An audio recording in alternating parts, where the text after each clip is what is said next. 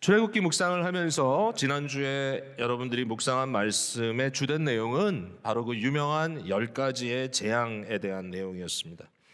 7장 14절의 첫 번째 재앙, 즉 나일강이 변화해서 이게 피와 같은 모습으로 바뀌어졌던 것, 이게 이제 첫 번째 재앙이고요.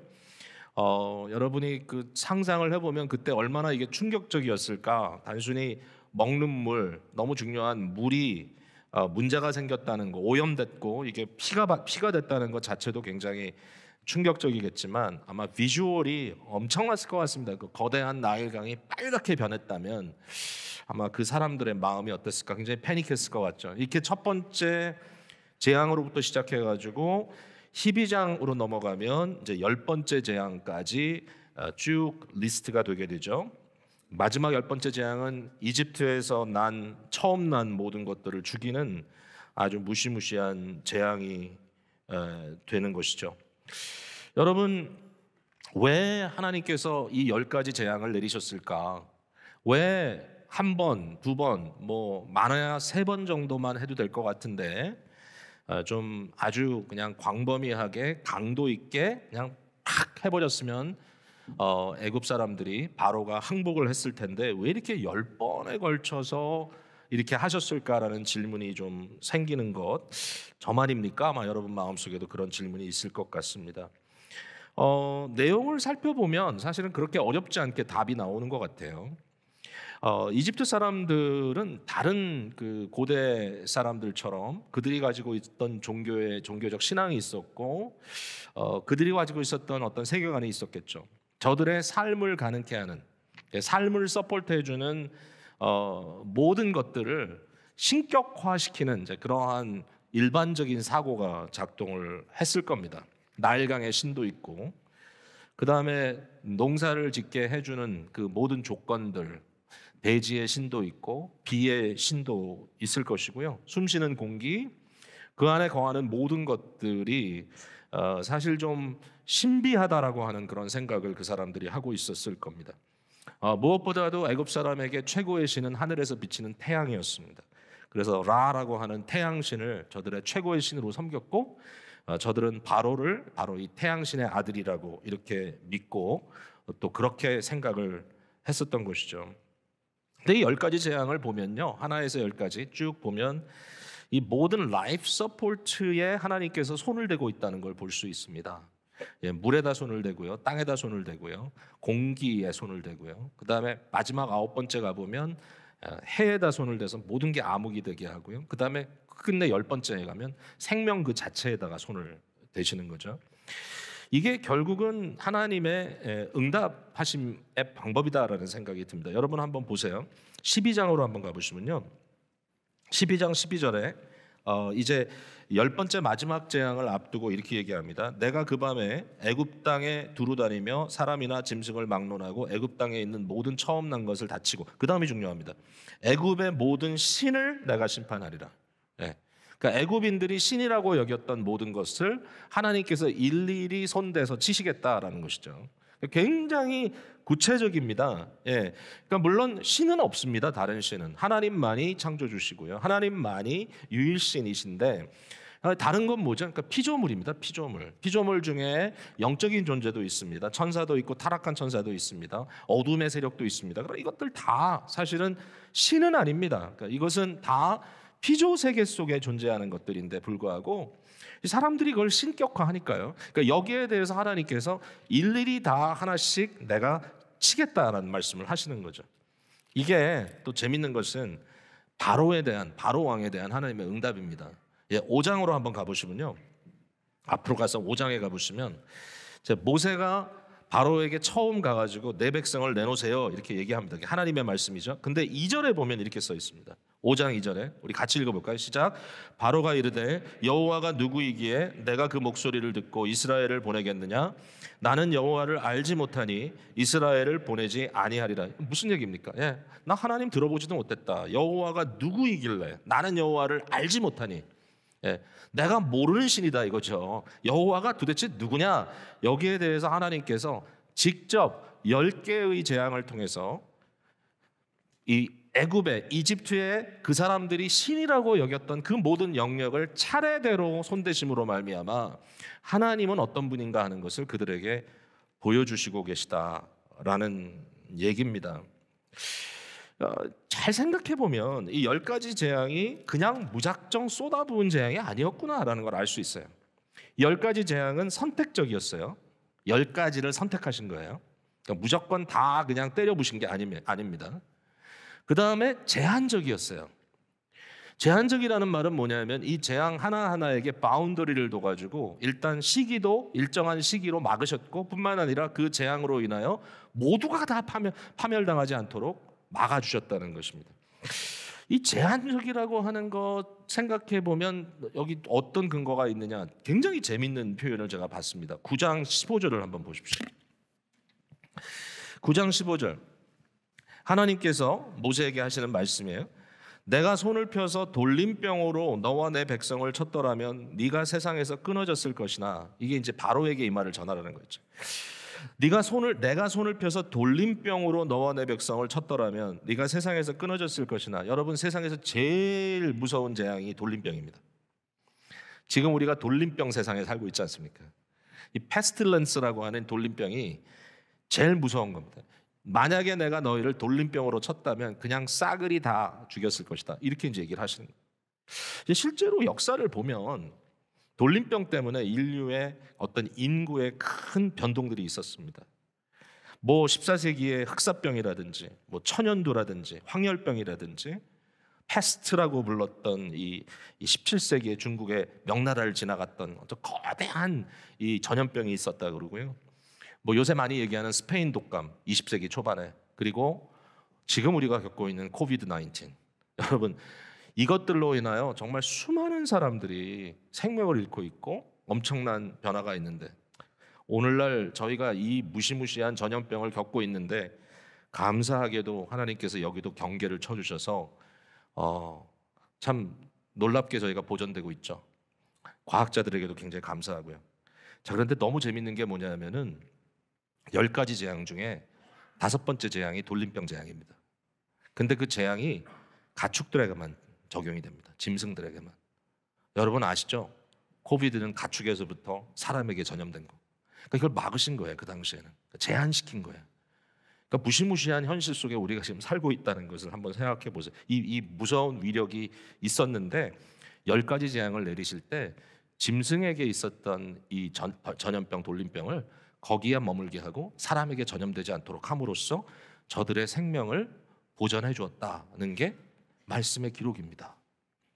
아, 이것이 최후의 심판이 아니구나. 노아의 홍수처럼 물로 싸그리 다 쓸어버린 것이 아니라 여기에 10번에 걸쳐서 짧지 않은 긴 시간에 반복적으로 하나님께서 저들을 치셨지만, 그러나 이것이 마지막 심판이 아니었다. 여전히 하나님의 일반 은총적 보전적 은혜가 그 위에 있었다라고 하는 거죠.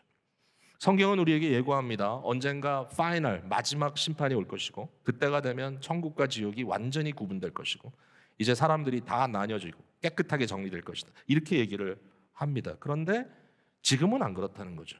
여기는 안 그렇습니다. 여러 가지 또 오랜 재앙을 통해서 충격적으로 이 계속 상황이 벌어지지만, 계속 충격이 가해지지만, 그러나 이것이 모든 것을 끝내버리는 그러한 상황은 아니었다. 7장 31절을 한번 보시면요. 7장 3절입니다. 죄송합니다.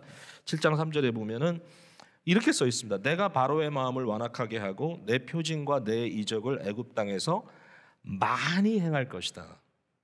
네. 단번에 거대하게 저들을 칠 것이 아니라, 한 번에 홍수로 완전히 밀어버리는 게 아니라 여러 가지 많은 일을 행할 것이다. 어떻게? 바로의 마음을 완악하게 함으로, 바로가 곧바로 항복하지 않게 함으로, 바로가 계속 저항하게 함으로써 하나님께서 반복적으로 그를 치시는 그러한 역사가 있을 것이다라고 말하고 있는 거죠. 자, 그렇다면 이게 왜 이렇게 됐는가? 하나님께서 왜 이렇게 하셨는가라는 질문이 우리에게 생기지 않겠어요? 도대체 이유가 뭘까? 하나님은 왜 이처럼 애굽 땅에 반복적인 여러 가지의 재앙을 허락하셨을까? 어, 아마 이 안에서 우리는 동일한 질문을 할 수 있을 것 같아요. 왜 오늘날 우리에게도 이와 같은 이 환난과 고통의 시간들을 계속 주기적으로 반복적으로, 특별히 지금 코비드 상황을 긴 시간 동안 이렇게 가게 허락하셨을까? 도대체 무슨 일이 벌어지고 있는 것인가? 이게 동일한 상황은 아닙니다. 물론 우리가 10가지 재앙을 당하는 애굽인들의, 이집트 사람들의 경험을 오늘날 우리의 경험으로 이렇게 그대로 연결하기는 좀 챌린지가 있는데, 그럼에도 불구하고 발견하게 되는 건 뭐냐면 성경 속에 이 이집트 사람들에 대한 하나님의 그 마음은 그렇게 쉽게 우리가 표현할 수 있는 게 아닙니다. 심지어는 이사야서에는 이집트 사람들의 광범위한 구원의 역사가 일어날 것을 예고하고 있고요. 초대교회까지 가보면요, 사실은 이집트가 초대교회에 굉장히 왕성했던 것을 저희들이 역사를 통해서 알 수도 있습니다. 세계에서 가장 오래된 기독교 커뮤니티가 에집트에 있다고 해도 과언이 아닙니다. 뭔가 여기에 아직은 이 모든 것을 끝장내는 그런 것이 아니라 저들을 향하여 하시는 어떤 하나님의 역사, 이 역사의 과정 속에 있다라는 것을 지금 보게 된다는 것이죠. 그럼 왜 이렇게 하셨는가? 그 답은 제가 감히 하나의 답을 내리자면 말씀을 통해서 볼 수 있는 것은 하나님의 이 교육하시는 역사가 이루어지고 있다. 교육이라는 단어가 사실 좀 우리가 보편적으로 쓰고 있는 단어이기도 하고 이것이 좀 가볍게 느껴질 수도 있지만 사실은 평생 우리의 라이프 자체가, 우리의 인생이 학교이고 이 온 우주가 학교이고 나의 삶에 벌어지는 모든 일들이 마치 학업과 같다라고 하는 그런 의미에서 이 에듀케이션, 교육을 얘기한다면 굉장히 의미가 있다고 생각합니다. 하나님은 우리의 삶 속에도 여전히 이 일을 하고 계시는 것 같다. 뭘 봐서 안다는 겁니까? 우리가 함께 읽은 9장 14절 말씀에 이렇게 써 있죠. 내가 이번에는 모든 재앙을 너와 내 신하와 내 백성에게 내려 온 천하에 나와 같은 자가 없음을 내가 알게 하리라. 네가 알게 하리라. 저들의 마음을 깨우치겠다. 저들의 생각을 깨우치겠다. 알게 한다는 말 속에 하나님의 교육적 변화를 일으키겠다는 표현이 들어가 있는 거죠. 저들의 신앙, 저들이 갖고 있던 세계관, 저들이 어떻게 이 모든 환경 속에서 자기의 삶에 영향을 주는 것들을 신적인 어떤 레이블을 붙여놓고, 사실 거기에서 오는 어떤 신비감이나 두렵고 떨림이 있었지만, 그러나 동시에 그들이 하려고 했던 것은 뭐냐면 바로를 신의 아들로 만들면서까지 신들을 매니퓰레이트, 조정하고 조작하고 저들을 움직이고 결국은 그들에게 어떠한 그 만족을 부여함으로써 자신들이 원하는 풍요로움과 어떤 행복감과 번영을 누리고자 했다.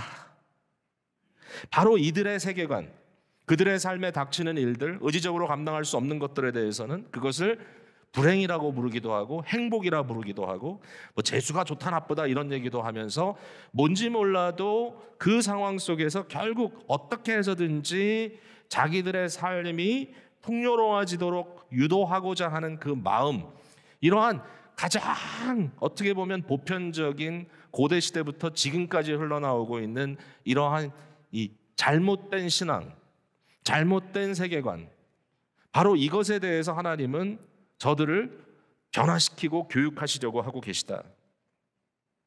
10장으로 가서 1절 2절에도 우리가 읽었지만 동일합니다. 여호와께서 모세에게 이르시되 바로에게 들어가라. 내가 그의 마음과 그의 신하들의 마음을 완강하게 함은 나의 표징을 그들 중에 보이게 하기입니다. 나의 사인을 그들로 하여금 보게 하겠다. 그걸 봄으로써 어떻게 된다고요? 변화가 일어납니다. 여러분, 변화가 안 일어날 줄 아셨죠? 자, 9장으로 다시 돌아가 보세요. 자, 무거운 우박을 내리겠다 그랬습니다. 20절 바로의 신하 중에 여호와의 말씀을 두려워하는 자들은 그 종들과 가축을 집으로 피하여 들였으나 여호와의 말씀을 마음에 두지 아니하는 사람은 그의 종들과 가축을 들에 그대로 두었더라. 여러분, 바로의 종들 가운데서도 하나님의 말씀을 두려워하는 사람들이 생겨나기 시작했다는 게 여기 써 있지 않습니까? 교육이 없다고요? 교육이 됩니다. 저들의 마음을 하나님께서 계속해서 지금 도전하고 계시다는 것이죠. 10장으로 다시 갔습니다. 2절에 네게 내가 애굽에서 행한 일들 곧 내가 그들 가운데서 행한 표징을 내 아들과 내 자손의 귀에 전하기 위함이라. 이스라엘 자손들이 애굽에 행했던 하나님의 그 엄청난 일들을 듣고 결국 뭡니까? 너희는 내가 여호와인지를 알리라. You shall know that I am your God. 내가 너의 하나님, 너의 신, 너의 야훼임을 너희가 알리라. 이것을 위하여 하나님께서 이렇게 하셨다라는 것이죠. 저와 여러분에게는 이런 일이 지금 계속 벌어지고 있지 않습니까? 저는 여러 가지 차원에서 하나님께서 우리를 지금 교육하고 계시다라는 생각을 해봅니다. 무엇에 대한 교육이 가장 궁극적인 교육일까? 하나님이 우리에게 뭐를 궁극적으로 가르쳐 주시고 계실까? 저는요, 우리의 기본적인 심성 자체가 자기가 스스로 컨트롤하고 자기중심적으로 생각하고 판단하고 그것을 이루어내려고 하는 그러한 이 열망, 욕망, 야망, 사실 우리가 갖고 있죠.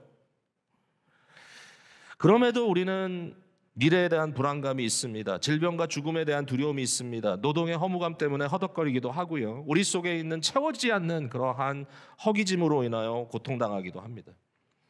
그 가운데서 하나님을 찾고 하나님에 대한 그 궁극적인 바른 신앙이 우리에게 분명히 드려져 있음에도 불구하고, 이것이 우리에게 알려져 있음에도 불구하고 여전히 우리는 뭘 하고 있죠? 이 모든 것을 어떻게 해서든지 내가 컨트롤하고 매니플레이트하고 조정하고 결국은 내가 원하는 대로 내 맘대로 해보려고, 더 가져보려고, 더 채워보려고, 내 식대로 해결해보려고 끊임없이 하고 있다는 거죠.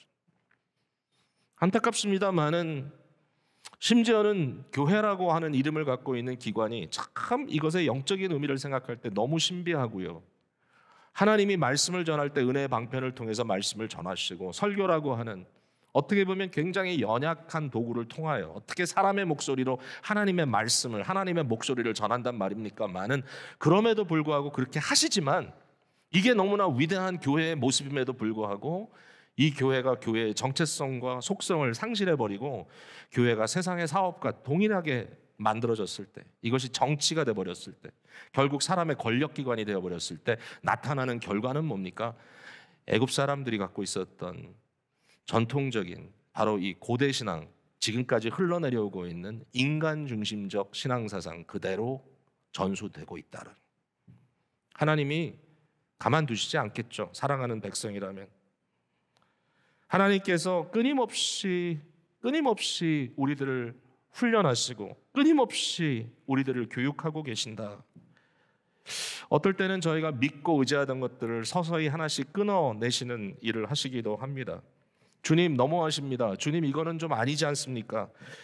이것까지 가져가십니까? 라고 하는 생각이 들 때가 있지만, 그런데 인생 전체를 살아가는 과정 속에 우리의 삶 속에 하나씩 주님께서 손대시는 것을 경험할 때가 있단 말입니다.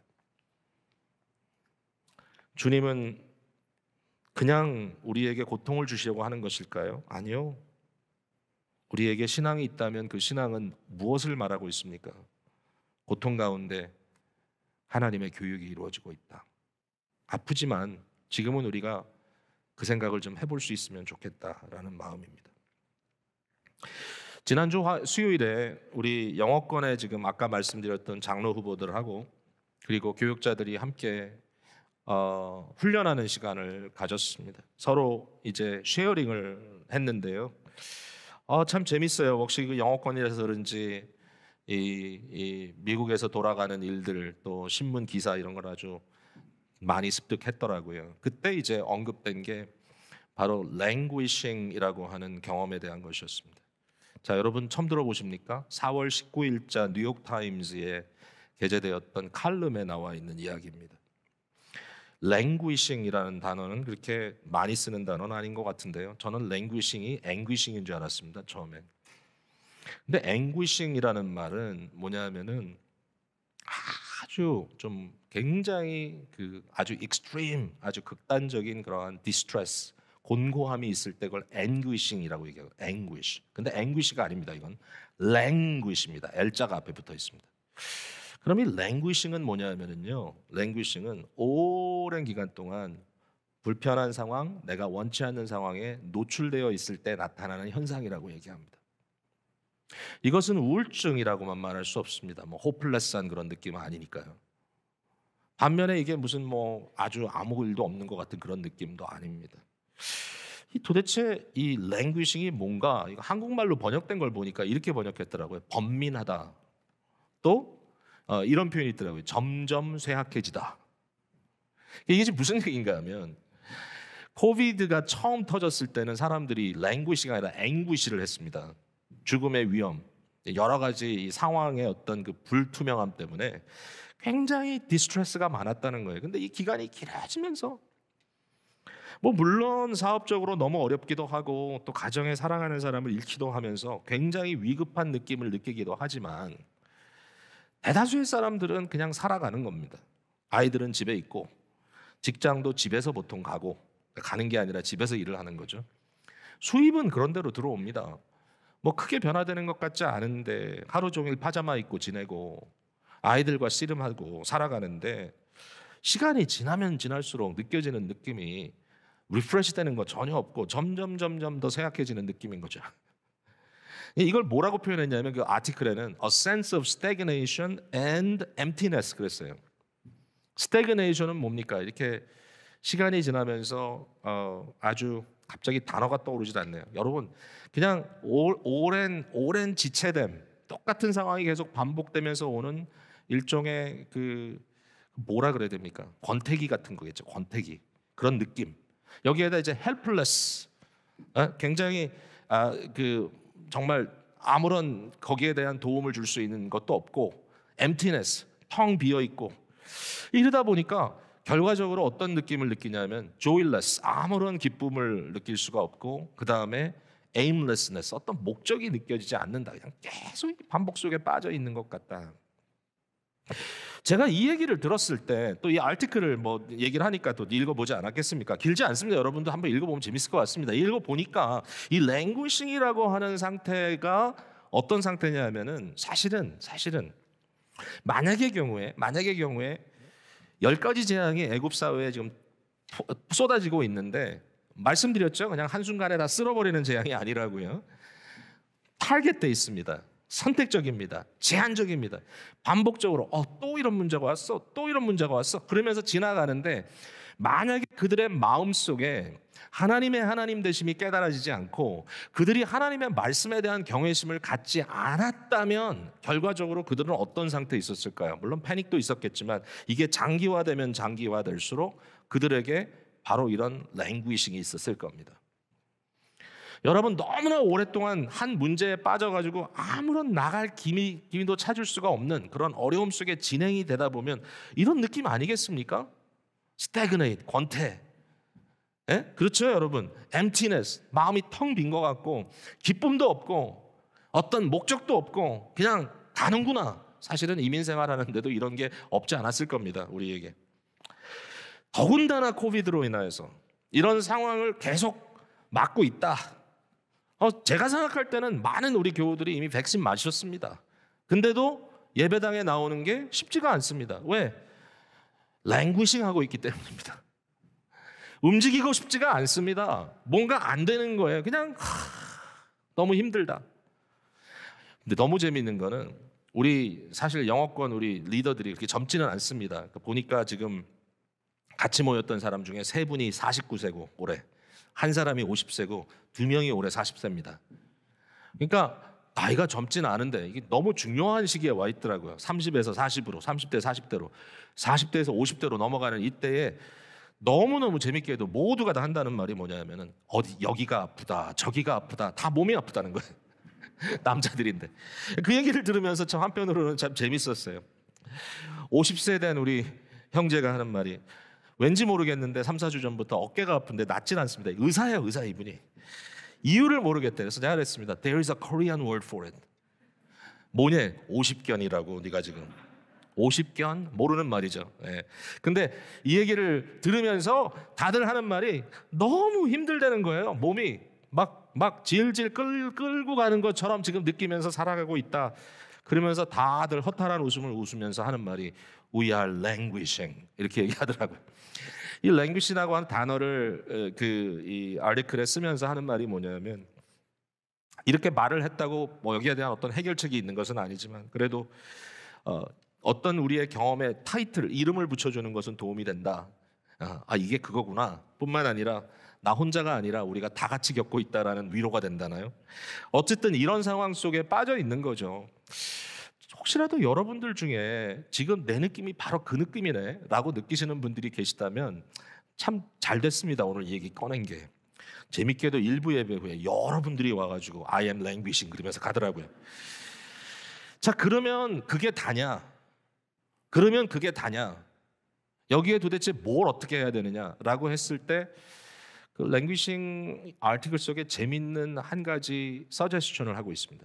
뭐냐고 얘기하냐면 우리의 삶에 필요한 것은 의미 없는 반복이라든지 뭔가 이렇게 삶이 다 산산조각이 나 있는 듯한 느낌으로 살아가는 것이 견디기가 어렵다는 거죠. 보통 한 사람이 하루에 이메일을 70번 이상 확인한대요. 그러면서 끊임없이 자기 라이프에 인터럽션을 만들어 간답니다. 그래서 사실상 우리에게 도움이 되는 것은 뭐냐? 한 단어를 거기 던졌더라고요. flow라고. flow. 물이 흐름같이 나의 삶이 흘러가는 것이 필요하다. 이 흐름의 경험을 하기 위해서 많은 경우에 짧은 10분, 20분 짜투리 시간이 아니라 2시간, 3시간 내게 필요한 시간을 확보하고 그 순간마다 나의 삶의 궁극적인 의미와 나의 삶의 어떤 방향에 대해서 고민하고 생각하고 그것을 이어갈 수 있는 그러한 노력이 필요하다. 이 얘기를 하고 있는 겁니다. 재밌었습니다. 저는 그걸 읽으면서. 그러면서 하는 말이 인간에게 꼭 필요한 것은, 정신적으로 필요한 것은 일종의 발전이라고 하는 것이다. A sense of progress. 의미 없는 반복은 인간에게는 너무나 괴롭고 고통스럽다는 것이죠. 뭔가 변하는 것이 있구나. 제가 왜 이 말씀을 오늘 좀 이렇게 여러분께 드리냐면요. 저는 여기에 이게 하나의 좋은 인사이트라면 우리에게 주신 하나님의 귀한 말씀이 있다는 생각이 들었습니다. 만약에 우리가 살고 있는 세상이 하나님께서 만들어 놓으신 클래스룸이고 우리의 인생이 클래스룸이라면 지금 현재 겪고 있는 코비드-19 팬데믹이 하나님께서 우리에게 베푸신 클래스룸이라면 이 안에서 우리가 이것을 겪어낼 수 있는 방법이 뭘까요? 바로 플로우입니다. 여기에 어떤 프로그레스입니다. 그게 뭐죠? 하나님의 가르치심 앞에 내 삶이 영적으로 성장해 나가는 겁니다. 제가 고민을 해봤어요. 자, 랭귀싱 하는데 저는 랭귀싱을 그렇게 많이 경험 안 한 것 같아요. 지난 1년 동안. 여러 가지 이슈가 있었다고 생각하게 됐어요. 한 가지는 너무도 감사하게도 교회라고 하는 사역장에서 함께 일하는 우리 동역자들과 함께 굉장히 목적을 가지고 스티뮬레이션을 받으면서 앞을 향해 갔던 것 같아요. 넘어져 있지 않았어요. 처음 당한 일이지만 어떻게 해야 되지? 무엇을 해야 되지? 저 개인적으로도 여러 가지 어사이먼트를 받고 그 일을 해나갔는데 또 뭔가 이렇게 상황이 그러니까 어디 갈 수도 없고 집중적으로 이 시간에 이 상황 속에 나의 삶에 대한 고민들을 할 수 있는 여유를 좀 더 가졌던 것 같아요. 그건 감사한 일입니다. 제가 그냥 간증처럼 쉐어하는 거예요. 잘했다만 말씀드리는 것이 아니라 고맙다는 말씀을 드리는 겁니다. 여러분께도 하나님께도. 자, 근데 이것이 바로 교육이었다. 나의 삶 속에 주님께서 주시는 교육이었다. 여러분 디모데후서 3장 16절 말씀 너무 좋아하시잖아요. 모든 성경은 하나님의 이 breathing, 하나님의 숨이 들어가 있는 영감으로 된 것인데 이 하나님의 말씀이 우리에게 주시는 역할은 교훈이고요. 교육, 가르치는 겁니다. teaching. 처음에 하나님께서 말씀이 우리에게 무엇이 옳다라고 하는 것을 우리에게 교훈해 주시고요. 그 다음에 책망하십니다. rebuke. 말씀으로 이것은 옳지 않다. 너희가 너무 자기가 컨트롤하고 있구나. 너희가 너의 인생에 대해서 너무 자기 생각을 하고 있구나. 너희가 지금 머릿속에 내가 없구나. 하나님께서 계속 끊임없이 우리를 리뷰하시죠. 책망하십니다. 그리고 세 번째가 correction입니다. correcting, 바르게 함. 바로 이 교훈과 책망이 반복돼서 이루어질 때 가르쳐지죠. 결국 책망하고 올바른 교훈으로 우리를 옮겨가는 것, 이게 바로 코렉션이라고 한다면 마지막이 뭐죠? 의로 교육함. 이것을 training in righteousness. 그러니까 좀 전에 반복이라는 얘기를 제가 이미 했지만 바로 뭐죠? correction. 이 하나님의 책망받았던 것을부터 하나님의 교훈으로 내가 옮겨가는 그 행위를 끊임없이 반복적으로 이루어 나가는 것이 바로 훈련이다. 의로 다른 트랙으로 훈련받는 것. 이렇게 함으로써 하나님의 백성들이 모든 일에 구비하게 된다. 하나님은요, 우리에게 끊임없이 교육하고 계시고 이러한 교육의 현장 속에 우리를 두셨다는 것이 말씀의 가르침입니다. 그러므로 저는 여기에 굉장한 가능성과 감사함을 느끼게 됩니다. 좀 전에 말씀드린 대로 심지어는 바로의 신하들마저도 이 교육 현장에서 하나님의 말씀을 두려워하기를 시작했다는 것이 소망입니다. 이게 바로 소망입니다. 바로라고 하는 사람은 좀 비참하죠. 여기에 비극이 있죠.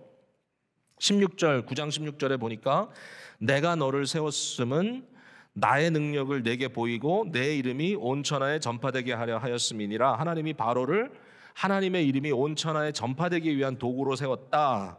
바로에게는 두 가지 옵션이 있습니다. 하나는 뭐냐면 하나님의 존재를 인정하고 하나님의 말씀을 듣고 어떻게 해야 되죠? 하나님께 복종해야 되죠.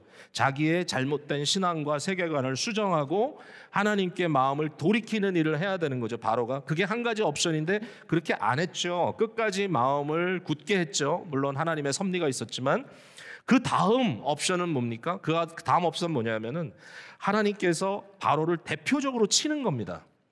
대표적으로 바로의 삶을 아주 미저러블한 삶으로 만들어버리고 그러하여금 뭘 하신다고요? 하나님의 위대하심을 바로의 이 심판을 통해서 드러내신다는 것이죠. 어느 편에 서겠느냐라는 질문은 사실 너무나 단순하죠. 과연 나라는 사람의 인생의 파멸을 통하여 하나님의 하나님 되심이 다른 사람에게 전파되는 게 좋겠는지, 아니면 나의 심령이 변화되고 하나님의 종으로 거듭나고 하나님께 드려짐으로 말미암아 나를 통하여 하나님의 위대하심이 긍정적으로 드러나는 것이 좋겠는지, 여러분 뭐 판단할 필요도 없는 거 아닙니까? 여기에 굉장히 중요한 포인트가 하나 있습니다. 여러분, 우리는 절대로 어리석음의 상징이 될 필요가 없습니다.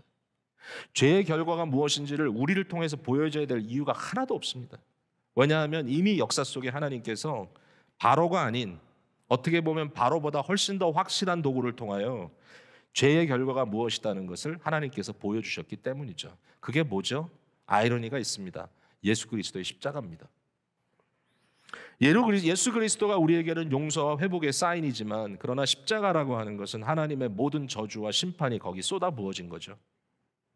과거에 바로를 통하여 하나님의 진노를 보이셨다면 때가 되매 십자가를 통하여 하나님은 그의 진노가 얼마나 두렵고 무서운 것인가를 보여주셨단 말입니다.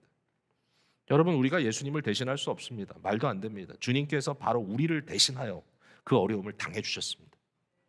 왜 우리가 바로처럼 멍청한 자리에 가야 됩니까? 이미 주님께서 우리 위해 다 당해주셨는데, 여러분은 왜 하나님의 진노 아래 계시려고 합니까? 왜 하나님께 회개하고 돌아오지 않냐는 거죠. 왜 마음이 고다지고 마음이 굳어져서 하나님의 말씀을 듣지 않으려고 하고 있냐는 거죠. 왜? 그리스도께서 이미 우리를 위하여 그 일을 다 채워주셨는데. 여러분, 복음은 우리에게 좋은 것도 주지만요, 사실은 우리에게 가장 악하고 나쁜 것들에 대한 문제를 해결해 주시기도 합니다. 그게 십자가의 양면성인 것이지요. 너무 감사합니다. 우리가 어떻게 성장하느냐, 어떻게 배워가느냐, 로마서 5장이 너무 중요한 답입니다. 로마서 5장에 이렇게 시작합니다. 우리는 그리스도 예수 안에서 하나님과 화목됐다고 얘기합니다. Reconciled with God. 어떻게 그게 가능하죠? 예수 그리스도를 통하여 우리가 의롭다 칭함을 받았다는 겁니다. 무슨 얘기입니까? 죄에 대한 모든 심판과 하나님의 저주와 하나님의 재앙이, 10가지 재앙이 있었던 것처럼 모든 재앙은 십자가에 다 하나님께서 쏟아 부었다는 겁니다.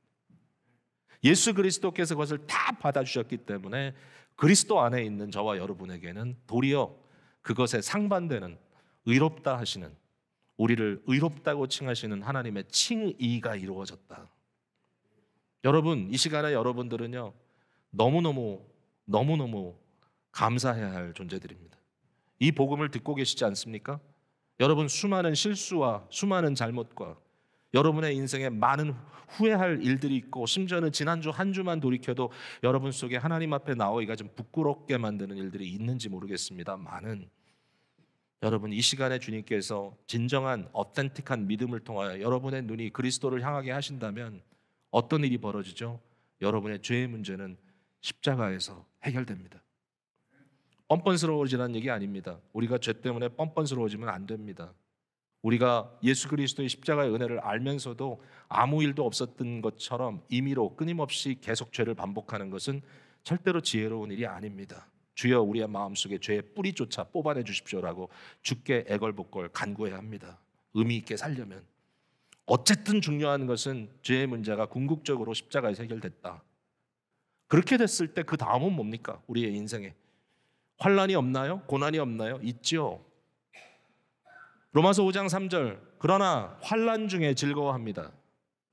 환난 중에 즐거워합니다. 코비드 19 중에, 팬데믹 속에 우리가 즐거워합니다. 즐거워하다니요?